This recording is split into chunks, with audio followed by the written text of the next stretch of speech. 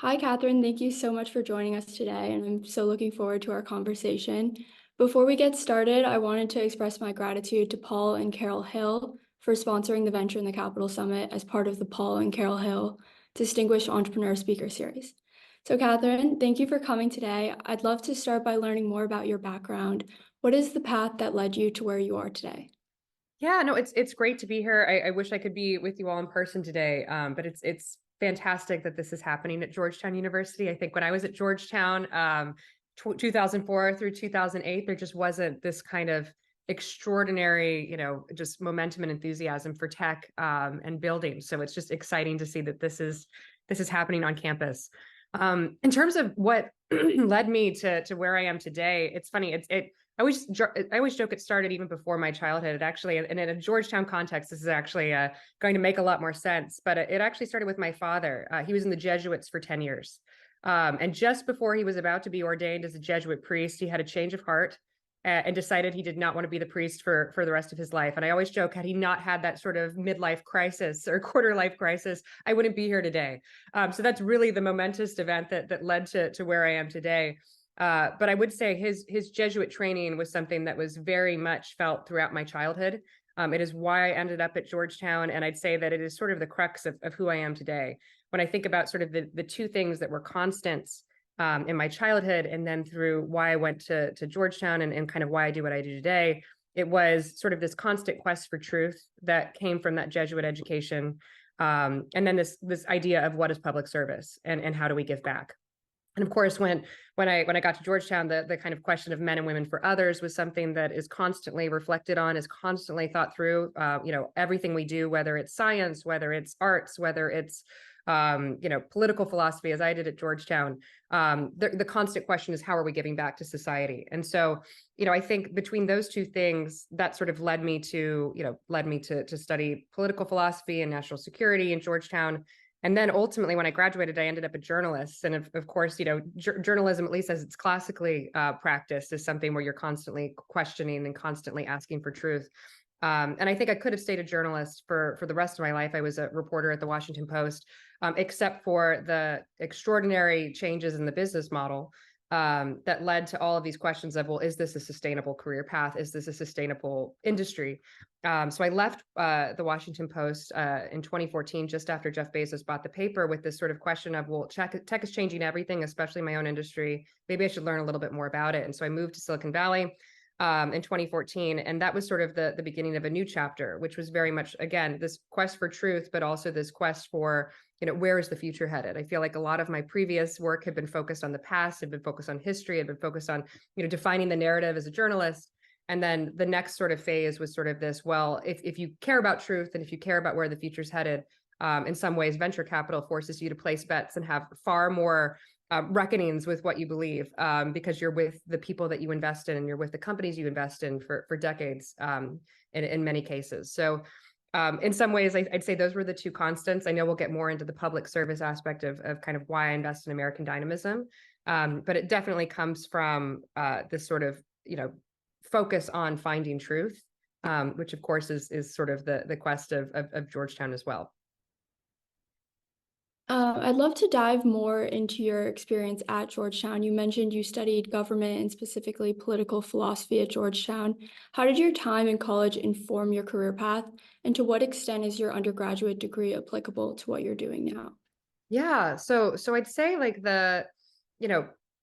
you would think political philosophy has no bearing on what a venture capitalist does, except that it teaches you a lot about human nature and that human nature is unchanging. I was really, really fortunate when I was at Georgetown University. There's a very famous Jesuit who taught for 50 years, who unfortunately I think many of the students today probably haven't been able to or don't know of him, but his name was Father James Shaw.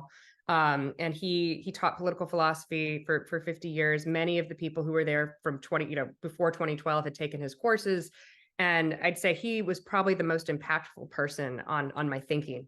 He was the first person who a lot of people ascribe the "don't go to college" thesis, or you won't learn what's important in life in college, to Peter Thiel. But I actually heard it from Father Shaw, who had written a book called Another Sort of Learning, that was very popular, about, okay, you're going to college, you're learning all of these things, but none of it actually will be important. Here are the books that you really should read. And so that, he had a strong following and kind of a strong sort of group of people who took all of his courses. I took every course that he offered. And even after he left and retired from the Jesuits, he moved out to Los Gatos, which is very close to Stanford. And I happened to be going to school there for my master's. And so I spent a lot of time with him in Stanford as well, and was able to spend time with him until his death in 2019. So I kind of call him my intellectual and spiritual guru. He was always the person who was sort of pushing me to think through, like, what are the big questions? And, political philosophy, it's funny. I would look at sort of a lot of the people who ended up in venture capital over the last 30 years, and sort of they all have sort of this similar sort of obsession, not just with technology, not just with where the future's headed, but with this obsession with sort of the great political theorists, and in many cases, the ancient political theorists. And so, I still kind of wonder why that is, but I think it has something to do with, if you're forced to reckon with your theses on the world every day, and founders have to do that for a very specific view of what they're working on. Venture capitalists have to do it for many questions. But if you're forced to really reckon with where the future is headed, and it's sort of something that is very much in your face every day, a lot of times I think it makes more sense to turn to the past and to turn to what does it mean to be human, versus this, the questions of, okay, where are we headed on sort of a day-to-day basis. So it certainly informs kind of most of my thinking, most of sort of how I approach investing. And that's something I'm really fortunate to have gotten while I was at Georgetown. It's incredible to hear about how profound of an impact just one professor can have on your life and on your thinking. Moving to sort of universities as a whole, recent news events have catalyzed a thorough investigation of our nation's most respected educational institutions. In a recent post on X, you said that, quote, "The problem is too many people love that social club, that status, the superiority that comes with that degree. Admission is the defining success of too many, and the nostalgia too thick. They'll never admit what it's becoming." What are the greatest issues plaguing our universities, and how might we begin to address them? Gosh, we could have like a 4-hour conversation about this. And actually, my partners, Mark Andreessen and Ben Horowitz, did this incredible podcast, and it's literally like 2 parts, 6 hours long, that everyone should listen to, that goes through all of the aspects of what a university is, from a social club to a hedge fund to a sports team, all of the things that it is, and sort of how it's a bundling of many different parts. And for those of us in sort of building companies, there's always a question of which parts can tech replace and which parts can it not. I'll take the question in a different way, because I actually I've been pushed on this many times on Twitter. I've had many debates on sort of what I think the big problem with universities is. And I actually think, part of the big problem, as I experienced it, and I graduated in 2008, right before the financial crisis. Part of the big problem that I think exists for a lot of young people today is actually, even before you get into university, it is the meme that in order to have value in society, you have to go to college. And that forces a lot of young people, many people who are not fortunate enough to get into an esteemed university like Georgetown University, it forces a lot of young people to take out an extraordinary amount of debt, hundreds of thousands of dollars in many cases, in order to get a university degree. And once they get into university, or once they leave university, they are given no mentorship and no sort of focal points of how they can get a decent job. And I'll be the first to admit, I didn't focus on getting a job when I was in college. I was obsessed with, political philosophy and all of these wonderful things that I learned at Georgetown, and it all worked out for me. I'm very blessed that it did work out for me. But I graduated into the worst recession. It took a year to find a job, even though I had, had a fellowship after school, and it was supposedly, in the eyes of, university administrators and others, I was this top student, but I could not find a job. And when I got out of school, I ended up in a job that I thought was, I was excited to have a job, because I had been unemployed for a year, making $32,000 a year. And I had spent a lot more on my degree than $32,000. So I think like the thing, and I think that's a common experience, actually. I think that is a very common experience for young people, to take out extraordinary amounts of debt and to come out and to only be making what they could be making if they were, if they had not gone to university. And so I think that is the big question we have to reckon with, is if we are going to have this model where the government and where young people are at the age of 18 told this is going to change your life and you should do it, and then they take out extraordinary amounts of debt. The question we all have to reckon with now, as people who, who've gone through that process, is that worth it? Is that the right model? if you are going to take out extraordinary amounts of debt, is it not, is it not incumbent on the universities to tell you to study something that's actually going to allow you to get a job? And one of the things I will say about Georgetown that I remember is that we used to, all the government students used to mock the business school students. It was like, there was this hierarchy of, oh, no, the people in the foreign service are the smartest and they're going to go work for the State Department. And then the people who are studying English are somehow better than, certain students in the business school. And it's just like, that's not how the world works. It's like in the world, actually, you need to understand how economics work, how business works. It would be wonderful if you understood how technology works. And, when I was at Georgetown, there wasn't even I think there were 8 students who studied computer science in my year, 8 out of the entire class. So I think that is, I think things are changing. Obviously at Georgetown University, they're changing now. There's much more focus on tech.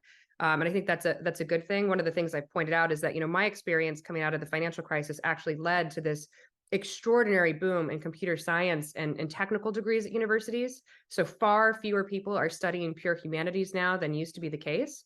And I think, as much as I enjoyed and have the privilege of working, of learning under, great political philosophers, the thing that I probably should have done at university is also learned hard sciences. I should have learned business. I had to go back to business school because I knew nothing about how the world worked. And so that's something that I think is something universities could fix pretty easily just by changing the curriculum or changing the focus. Is, hey, if you're coming to a university, if you're paying for it, we should actually focus on helping you get a career where your university degree, this piece of paper, is actually worth something more than just having had a wonderful 4-year experience where we all sat under trees and read really great books. I completely agree.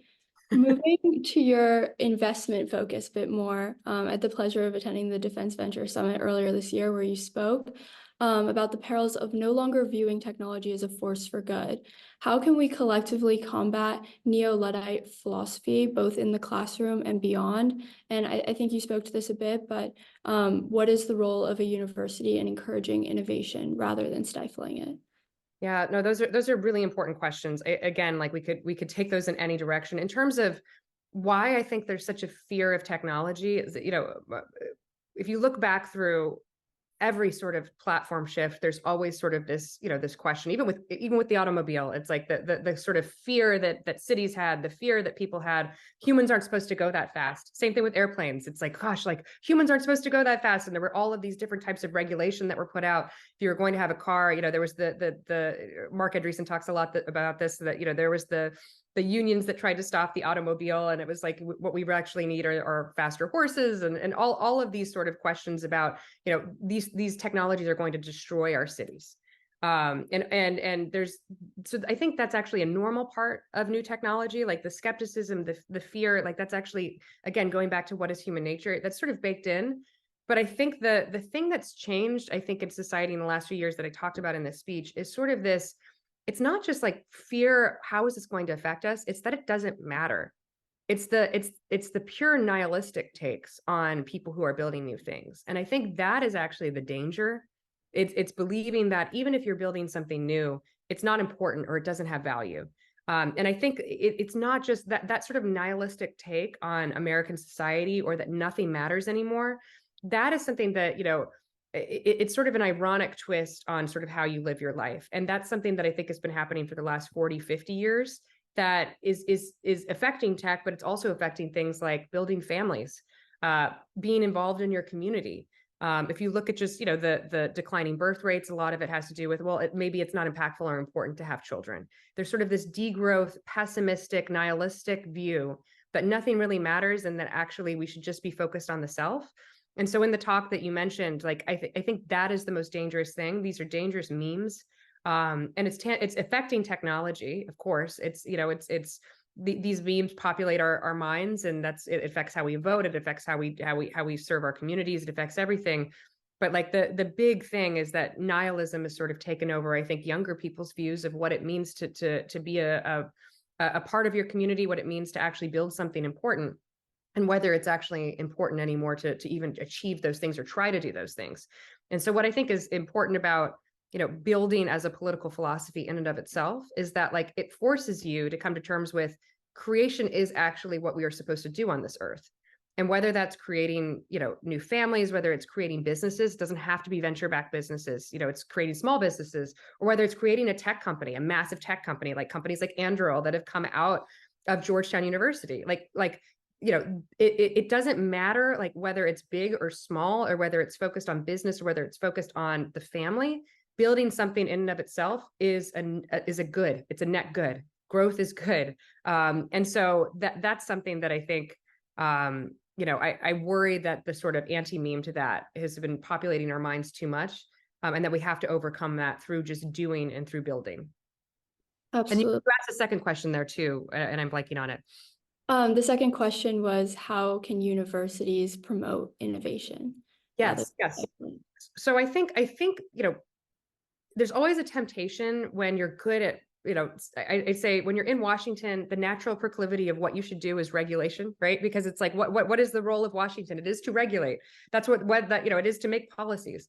And so I think the universities, particularly those that are based in Washington, have this sort of natural proclivity of, oh, well, we should understand tech and regulation.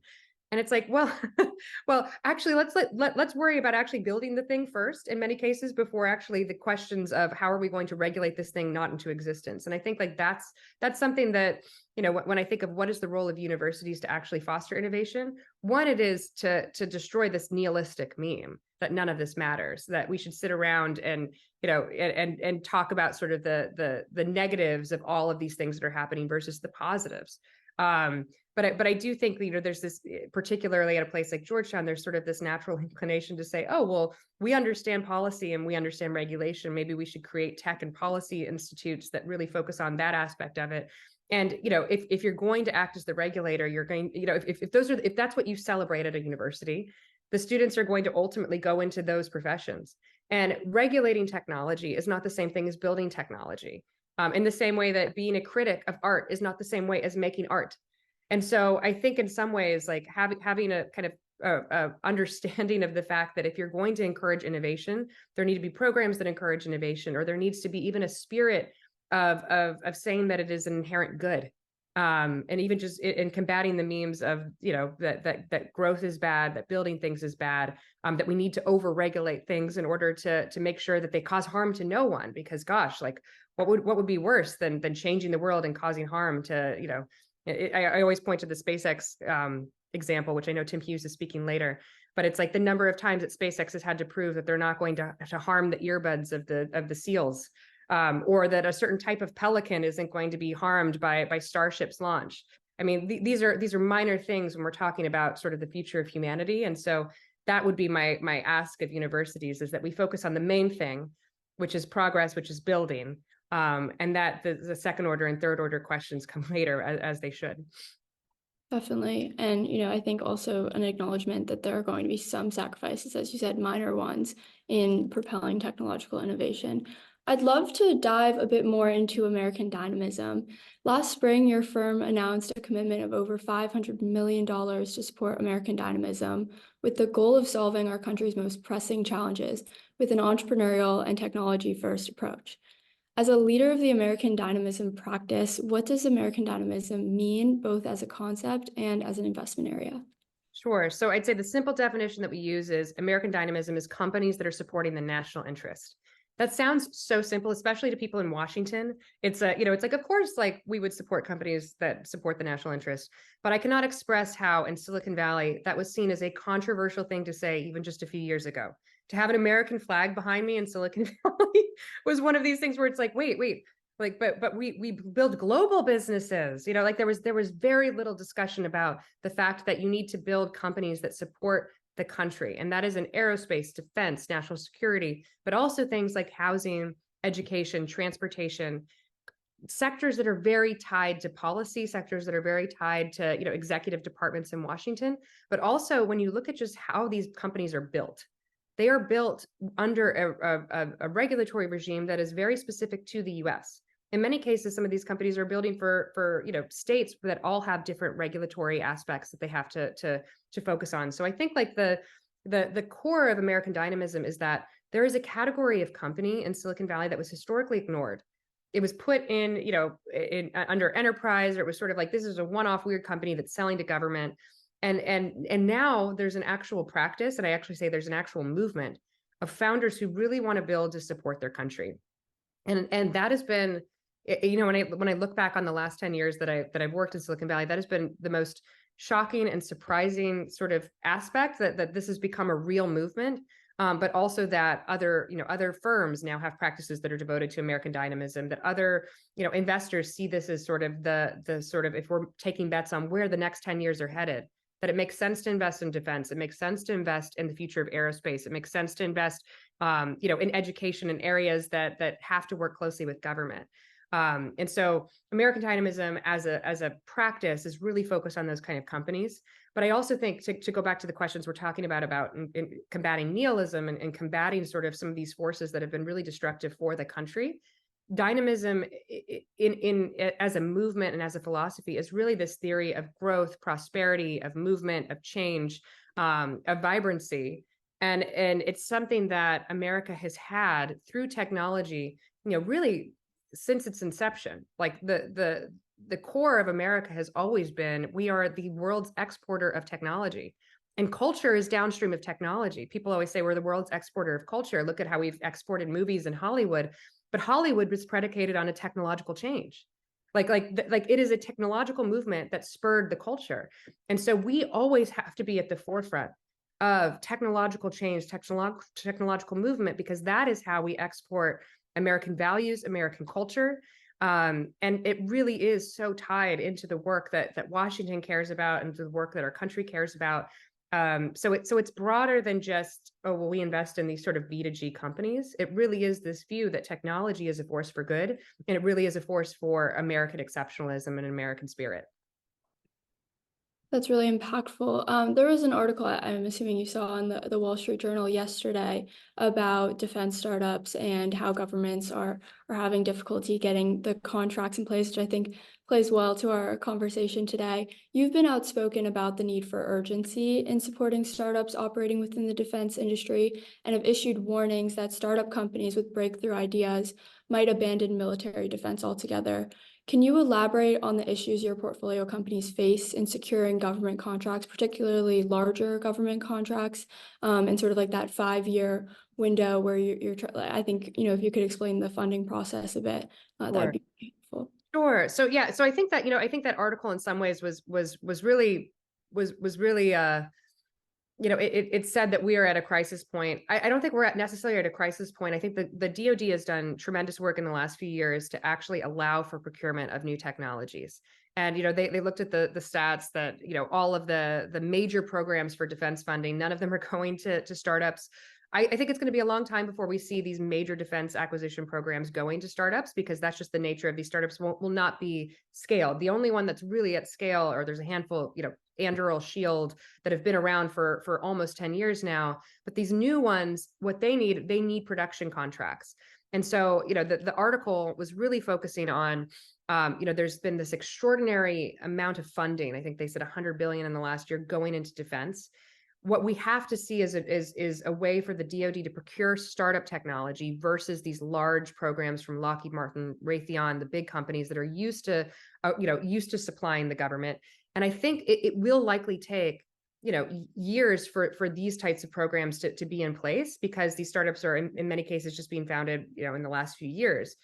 I'm hopeful that the DoD has heard this call. The DoD has actually been working on this problem, since 2015 under former Secretary of Defense, the late Ash Carter, who was extraordinary in setting up Defense Innovation Unit and setting up sort of DoD is going to come to Silicon Valley and meet with these companies because we need to procure software and procure AI and procure, the cutting edge technology that these other companies can't build. So I think in some ways, it is important to kind of continuously sound the alarm that the procurement process is broken, that the DoD needs to move. But there's been a lot of efforts recently. I actually point to Replicator, which is a new program that is designed by the DoD in order to acquire startup technologies that are building cheaper products, attritable systems, not these large exquisite systems that can cost billions of dollars, but these smaller, drone swarms, like things that really matter to the DoD for the future of warfare. So I'm hopeful. But I also think like there needs to be kind of a constant focus on changing how you can't change overall procurement, but you can change, at the edges, things that are going to allow startups to succeed so that they can work in the existing system. And Anduril is a perfect example of that. When Anduril was started in 2017, they were really going after smaller contracts. They were trying to create their own programs in many ways because it's very hard to compete against the legacy incumbents who have been around for 100 years. People forget these are 100-year-old companies.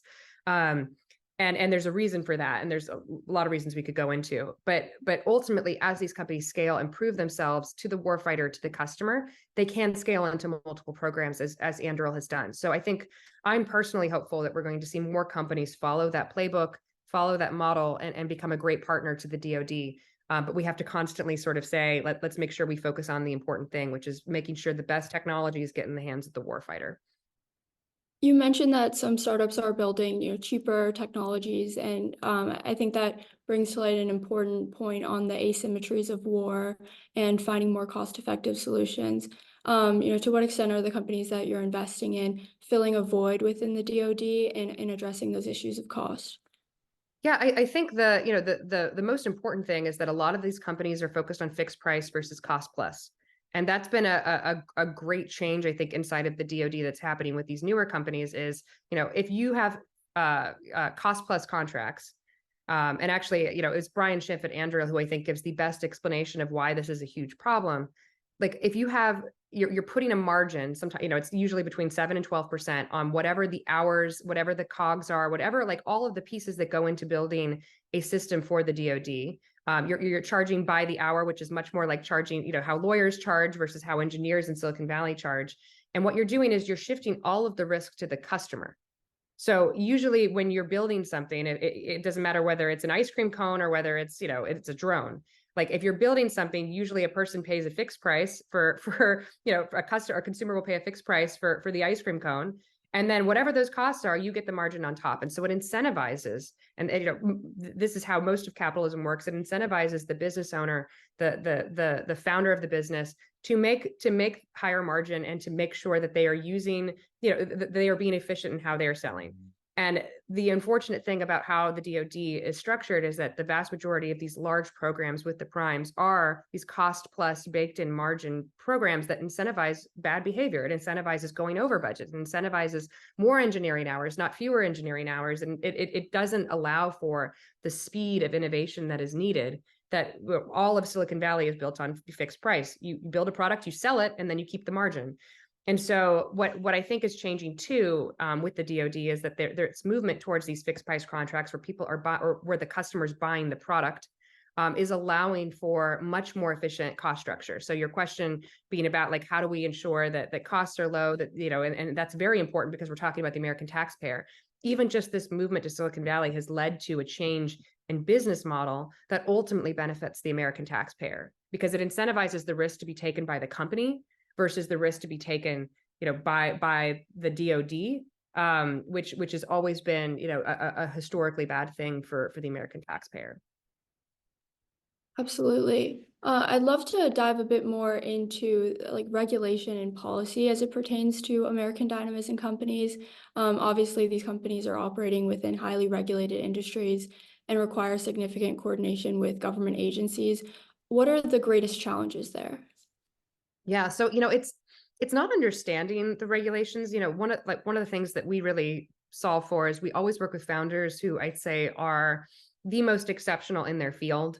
They understand, Brian Schiff understands procurement better than anyone else. They are students of history. They are students of their businesses. So like it's not a question of understanding the regulations. I think the hardest part is actually the coordination challenge of being a small business competing against large incumbents and what it takes to come to Washington every few weeks or every month and really interface with this disparate group of people who are important. It's not like there's just one person in the DoD. And then, in enterprise sales, it's like you go to the company, you talk to the person who's going to be buying your product, and it's a much more efficient transaction because you're selling, and a deal can be done without talking to 100 people. But like in the DoD, you have to talk to dozens of different programs. You have to talk to dozens of different people before you really understand where you're going to get, pull from inside the organization.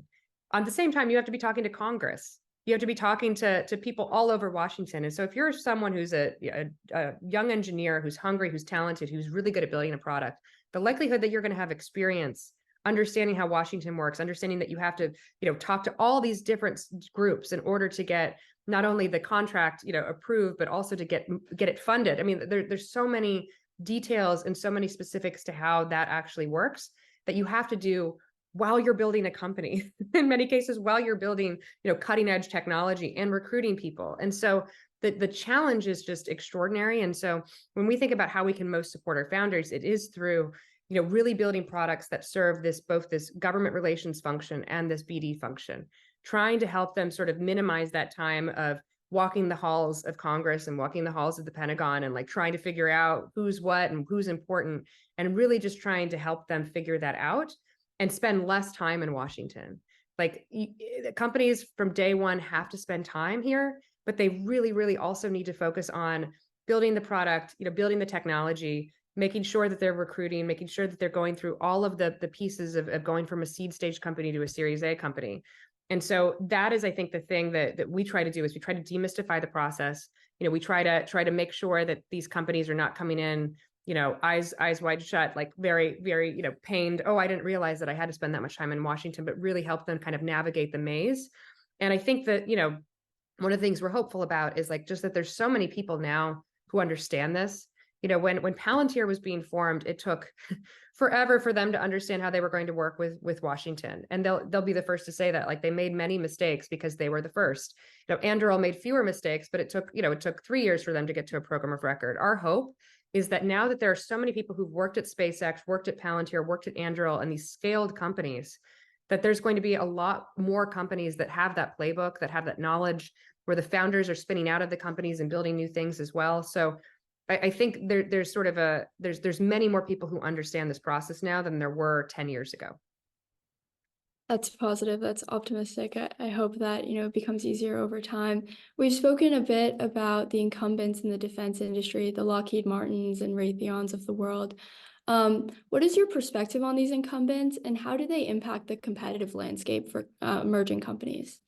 Yeah, so I mean, I think, it's important to understand that they play an important role, which is that, like, a startup with 10 people is not going to be able to do the extraordinary amount of manufacturing and production that's needed.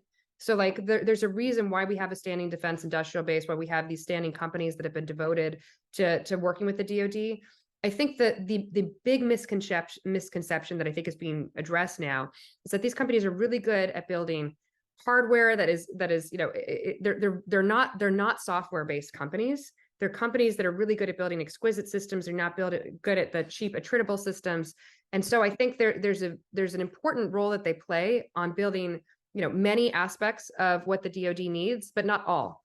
And so if the DoD is now focused on, okay, how do we use AI effectively? The most talented engineers that understand AI are not going to work at these companies. I think the thing that's most misunderstood about sort of how the world works in general, but also like just how businesses work, is that like talent is a finite resource. So just because we have more software engineers now than we did 10 years ago doesn't mean that they're all good software engineers. Doesn't mean that they're all the greatest software engineers, or that they're going to be able to, keep up with how technology is changing. And so I think that the important thing that the DoD realized under DIU is that we need to go where the best software engineers are operating. We need to understand which companies they're working at, and we need to ultimately learn a way to procure those technologies. And for things that are really AI and focused and autonomy focused and software to focus, that makes a lot of sense. For existing systems, for hardware, for mass production in many cases, that is where a lot of the primes actually do good work and need to continue doing work.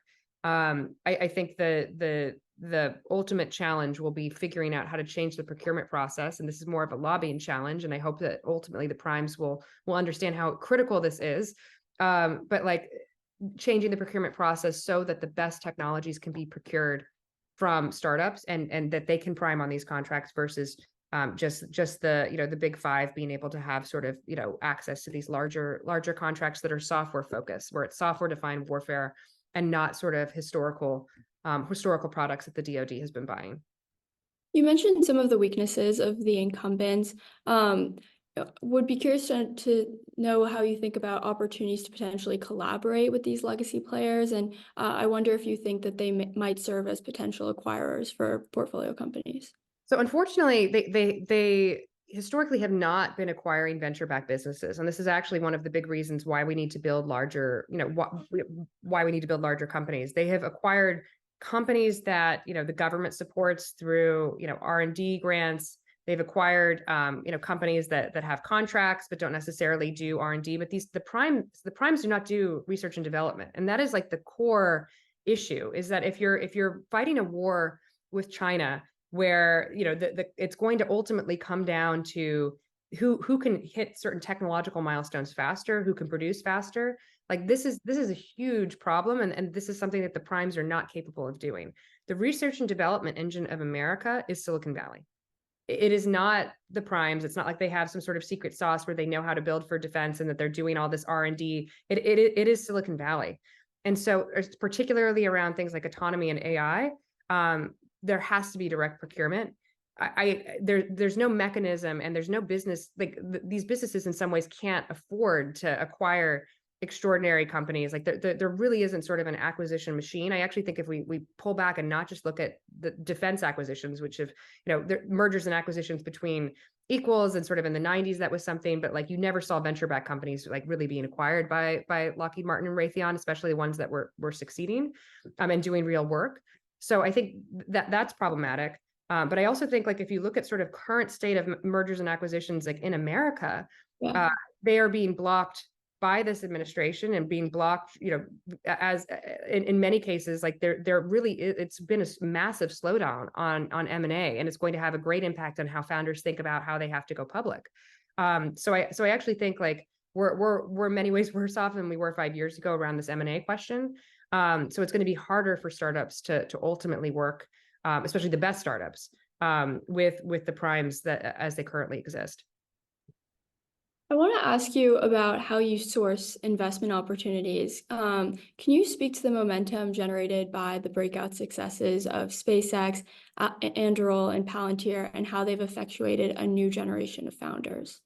Yeah, so I'd say, the mark of a successful company, and I'll use Palantir as this, Palantir is a great example. There have been, something like 100 companies that have spun out of Palantir, and it's still a successful just force.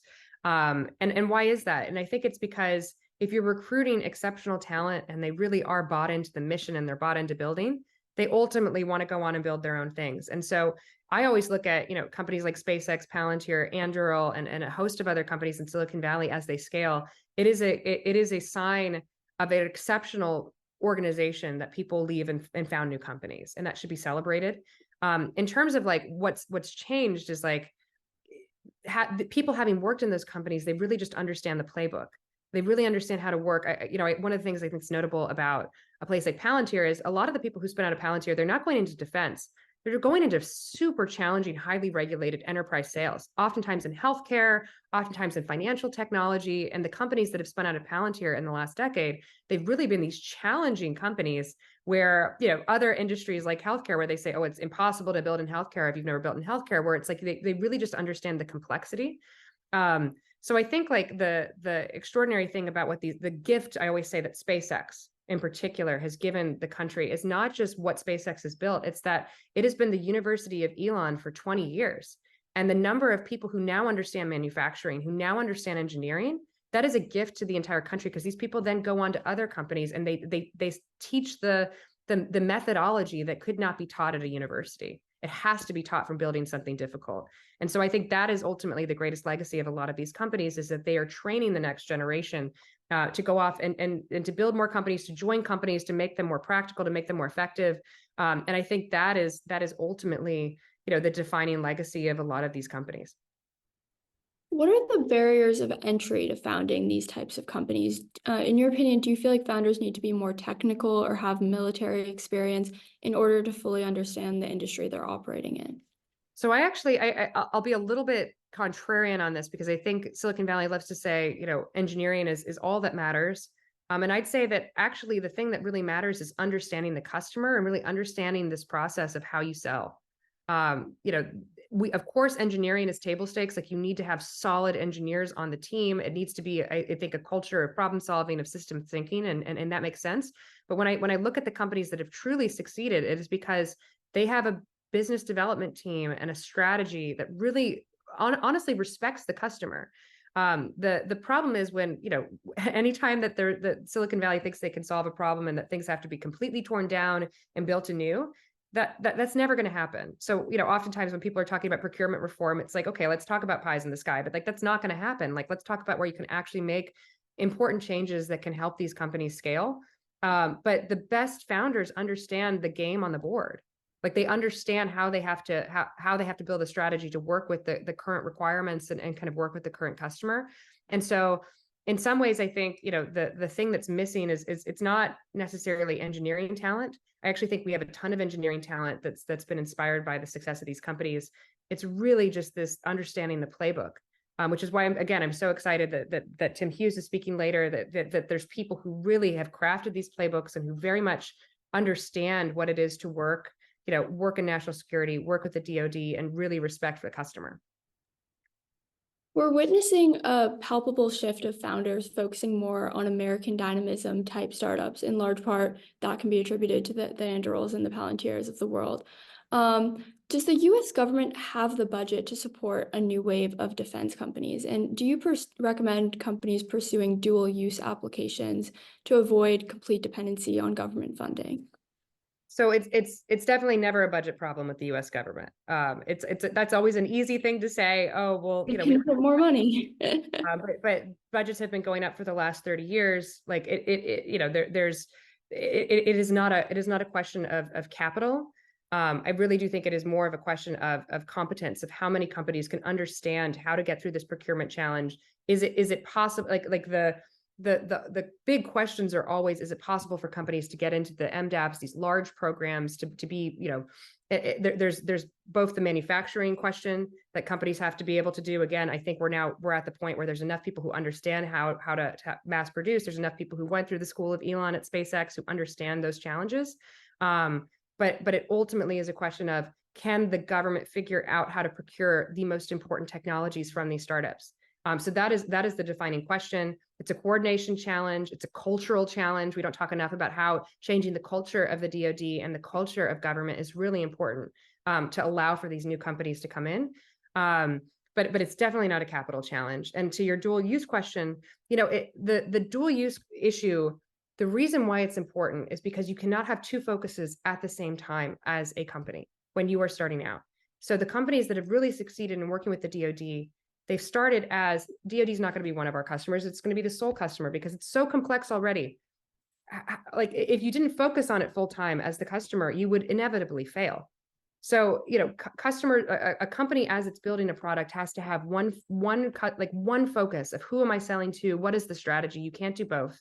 It's different in something like cybersecurity, or it's different in something where, there's a history of, okay, you build for the commercial, customer, and then it's very easy to tack on a federal practice when you're a scaled company and really build out that team and then start selling to government. But that's just not how autonomy for defense works. That's not how mass manufacturing works. So it's really, it's comparing apples to oranges. Dual use is important in some sectors, can be very useful in some sectors, but when we're talking about critical AI needs being met, getting critical products to the warfighter, there's no dual use. There's no dual use opportunity in many cases for those companies. Right. What does a future look like where more entrepreneurs are drawn to these types of companies rather than more consumer-focused or traditional B2B startups? So I think that's already happening.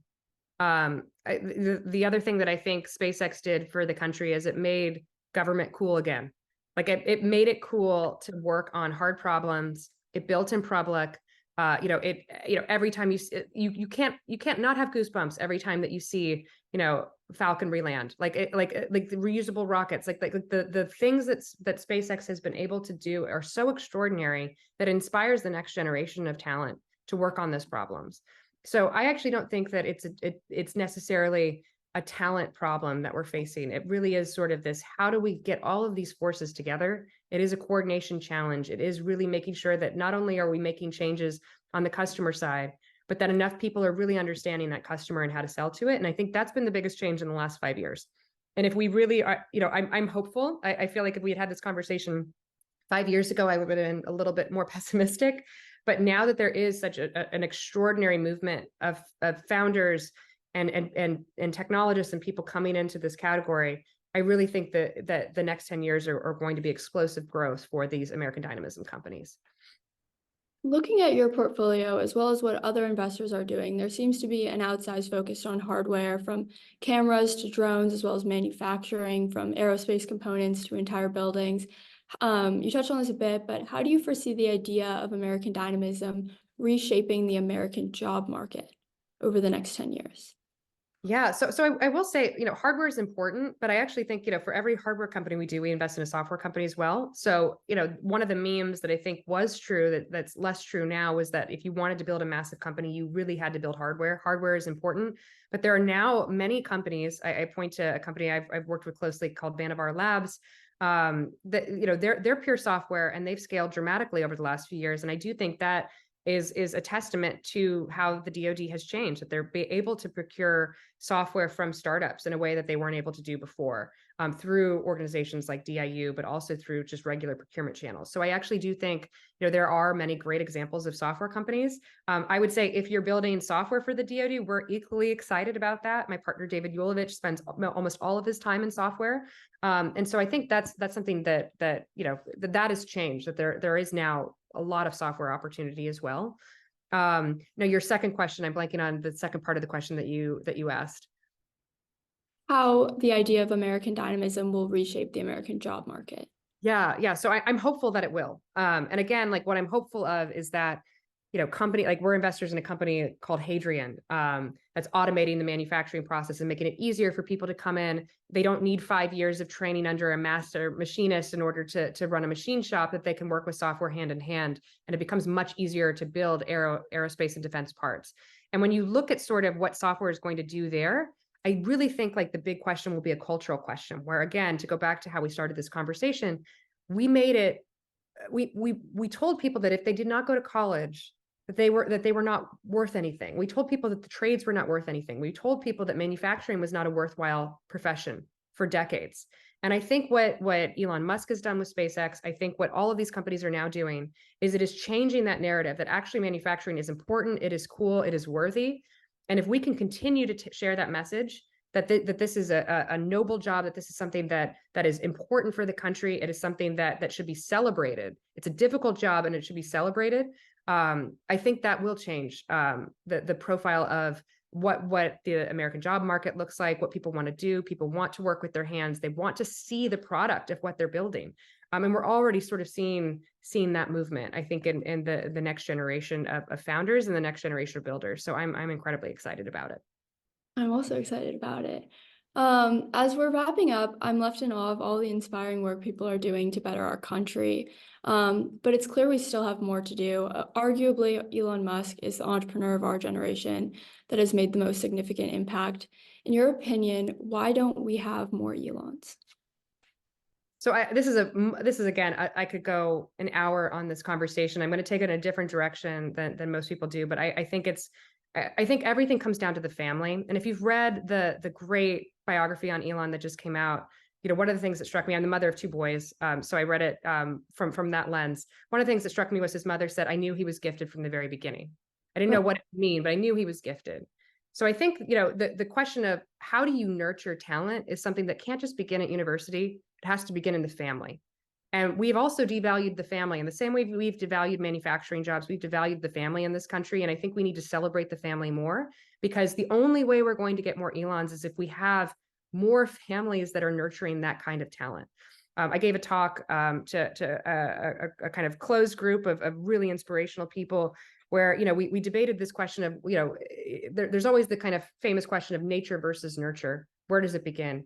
And if you are a strict person who believes that nature is set when you are born, then the answer to the question of why we don't have more Elons is because we don't have enough children. And so how do we solve that? It means that every family needs to have exactly one more child than they were preparing to have. Everyone should have one more child than is comfortable, because then that means that the likelihood we will have more extraordinary talent on this planet is higher. But if you're a nurture person, and I always think I fall like somewhere in the middle, I debate this constantly, but if you're a nurture person, it's actually a much harder thing to believe, because it means that how you raise your children, how you live your life, how you engage with them has a very, very important role. And I very much believe that it does. And so what does that mean? It means that we have to be very thoughtful about how we raise our kids. And one of the things that I think we've done over the last, 2-3 decades is we've completely made it impossible for children to take risks. We've especially, I was the mother of boys. I see this all the time where it's like, we're always telling our sons when they're climbing trees or they're doing something risky, don't do that. If they're in school, it's like they're told that they're troublemakers for doing things differently, for not sitting in circle time. And I think there's something wrong with the way we educate, the way we child rear, the way we allow our children to take risks, healthy risks that allow them to then think to themselves, oh, well, why don't we go to the Mars, or why don't we go to the moon? Why don't we go to Mars? And so I actually think there's something too wrong with how we've made it impossible for children to really dream, children to really take these sort of risks that allow them to learn resilience. And when we talk about sort of, the what's happened to young people over the last 10 years in terms of, the incidences of depression, how children are faring, I think it is directly related to the lack of resilience and the lack of grit. And that comes back to how we raise our kids, how we allow them to fail, if they skin their knee, do we tell them, hey, get up and run again, or do we coddle them? And so I think there's something wrong also in the family in this country that needs to really be delved into. But ultimately, it's somewhere between, we need to be having more children, and we need to allow those children to really, really build resilience before they get to college, before they get into the workforce, so that they can do the hard things that are required of them doing for the next generation. Well, Katherine, thank you so much for being with us today and being so generous with your time, joining the Venture in the Capital Summit. We'll have to get you in person at some point in the future. Absolutely. Absolutely. And for those who are in the audience, the live event will begin at 12:30 in the auditorium.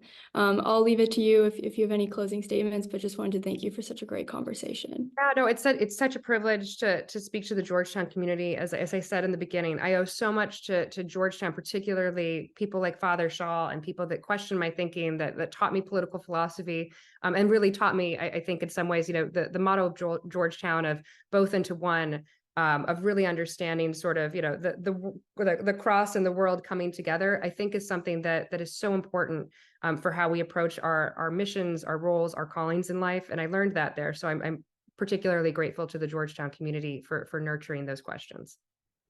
And thank you for giving back to the Georgetown community by coming and joining us today. So I think that concludes our interview, but just wanted to say thank you. And I think we'll end the meeting now. Wonderful. Thanks so much. Thank you.